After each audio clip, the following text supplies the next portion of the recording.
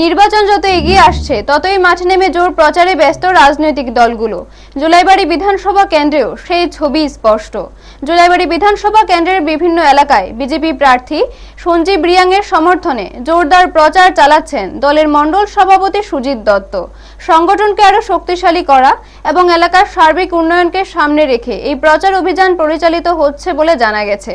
আসন্ন এডিসি নির্বাচনে ২৬ নম্বর বীরচন্দ্র কলসি আসনে বিজেপি মনোনীত প্রার্থী সঞ্জীব রিয়াংকে বিপুল ভোটে জয়যুক্ত করার লক্ষ্যে ইতিমধ্যে জনসংযোগ অভিযান, মিছিল, উঠান সভা ও বাজার সভার আয়োজন করা হচ্ছে। এইসব কর্মসূচির মাধ্যমে রাজ্য সরকারের বিভিন্ন উন্নয়নমূলক প্রকল্প সাধারণ মানুষের সামনে তুলে ধরা হচ্ছে। এর পাশাপাশি বাম আমল এবং গত ৫ বছরে তিপ্রামথা পরিচালিত পরিষদের বিভিন্ন বঞ্চনার অভিযোগও জনসমক্ষে তুলে ধরছেন বিজেপি নেতারা। তারা দাবি করেন এডিসি এলাকার সার্বিক উন্নয়নের জন্য বিজেপি একমাত্র বিকল্প। প্রচার কর্মসূচিতে সাধারণ মানুষকে বিভ্রান্ত না হয়ে বিজেপির পক্ষে থাকার আহ্বান জানানো হয়। দলীয় নেতৃত্বের দাবি, উন্নয়নের স্বার্থে মানুষ এবারও বিজেপি প্রার্থীকে সমর্থন জানাবে এবং বিপুল ভোটে জয়ী করবে সঞ্জীব রিয়াংকে। ব্যুরো রিপোর্ট, নিউজ তৎকাল 24। নমস্কার।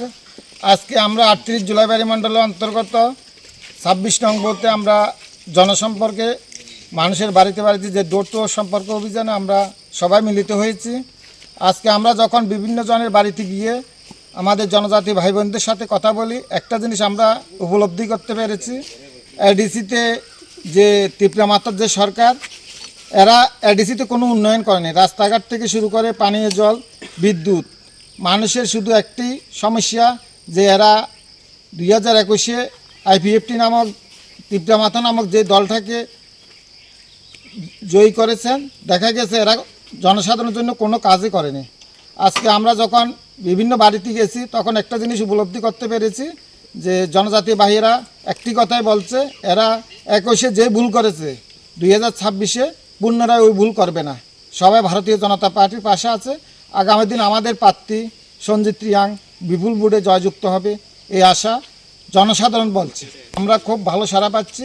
মানুষের শুধু একটাই সমস্যা যে ওনারা আইপিএফটি যখন তিপ্রামাথা যখন ভোটের সময় আসছিল, এরা এখনও পর্যন্ত মানুষের বাড়িতে কোনো সম্পর্ক করেনি।